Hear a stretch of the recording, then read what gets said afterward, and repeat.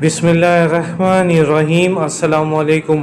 आज हिजरी डेट क्या है, यानी इस्लामी कैलेंडर 1445 के मुताबिक आज चांद की कौन सी तारीख़ है। दोस्तों, ये बात आपके इल्म में होगी कि ये इस्लामी महीना शवाल है, जो कि अरबी कैलेंडर या हिजरी कैलेंडर की रूह से 10वां महीना है और हमारे सारे त्यौहार चांद की तारीख़ के हिसाब से ही मनाए जाते हैं। वीडियो में मज़ीद आगे बढ़ने से पहले हमारे चैनल को इस्लामी कैलेंडर के मुताबिक चांद की तारीख़ जानने के लिए लाजमी सब्सक्राइब कर लें। दोस्तों, आज मई की 8 तारीख़ और बुध का दिन है, जबकि इस्लामी कैलेंडर 1445 के मुताबिक आज चांद की 29 तारीख़ है। जी हाँ दोस्तों, आज शवाल 2024 की 29 तारीख़, जबकि 8 मई 2024 और बुध का दिन है।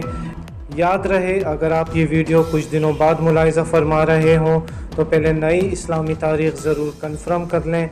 अपना ख्याल रखिएगा। अल्लाह हाफिज़।